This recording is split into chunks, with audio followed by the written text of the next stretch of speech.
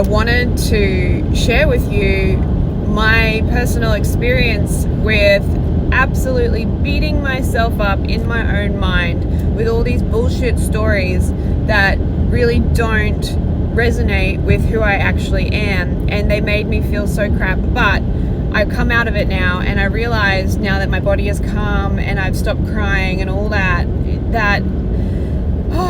I just prefer to feel better. And I know that when I was thinking all those thoughts, they were just coming in faster and faster and faster. And I often tell people about the power of momentum, and that is exactly what was happening. I was feeling so much built up old stories and old beliefs that were absolutely tearing my heart out. One of which is that I was thinking to myself, people don't show up for me, and people, don't make any effort for me. And I make so much effort for other people, but it doesn't matter what the specifics were. The thing is that I was actually making what I was focusing on more and more true the more that I focused on it. Every time that I had a thought about people not showing up for me, I was able to grab in my memory evidence of that. And every time I felt like I had put in so much more effort than other people had for me, I was able to pull all this information and all this data and all this evidence of these shitty belief systems and shitty stories that I was telling myself that I don't prefer, that I don't actually on the inside really believe. And that's what makes us so upset when we're thinking that people don't love us the way that we deserve to be loved.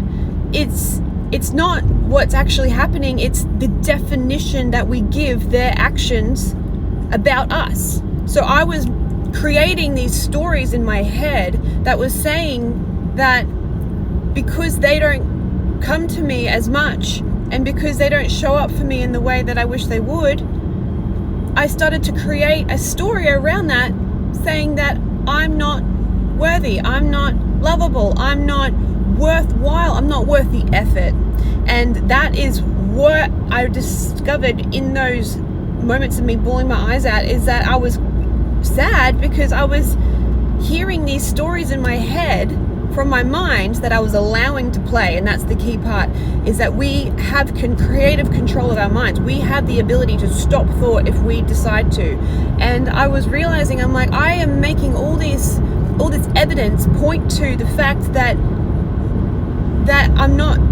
that people don't want to come and see me, that people don't want to spend time with me. And that's not true. The fact is, what's going on my external reality is actually what's going on in my internal reality. And so I have obviously been telling myself this story for many, many years, and it all sort of came to a head this morning.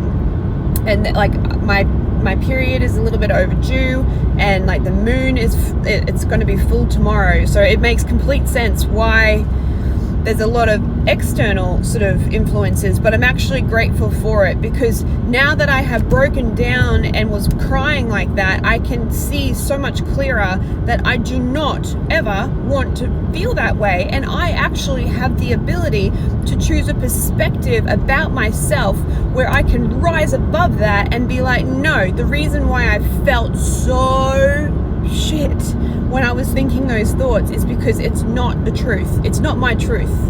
And that was what was upsetting me so much. I'm like, I know that I'm worthwhile. I know that I'm worth loving. I know that I'm good company to be around. And I know that the reason that I'm not seeing that reflection on the outside is because I have been telling myself something else. It's because I have been creating it that way. It's not because of the story that I came up with that I'm not worthy. I'm like not worthwhile and all that.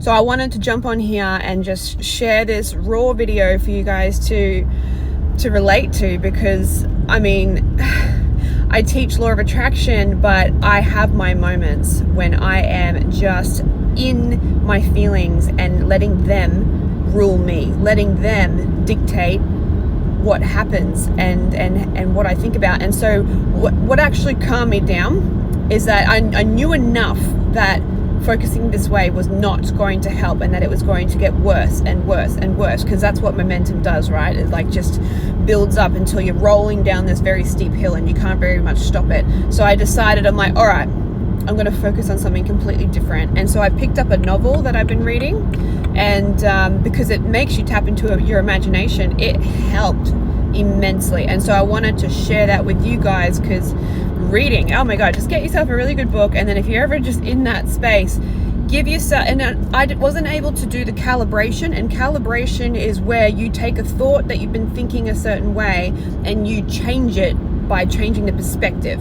And so I wasn't able to calibrate when I was in this high intense emotion, so I needed to stop. I needed to stop crying. I needed to focus on something else entirely, and that is so important. And it's called pivoting, it's called distraction, it's called just anything but letting that momentum take you further down, because you will still be able to circle back and settle yourself, but not in that highly emotional state when you're crying. So my advice to you is to stop the crying however you can. Go distract yourself, get a book, read it, go outside, go jump in the ocean.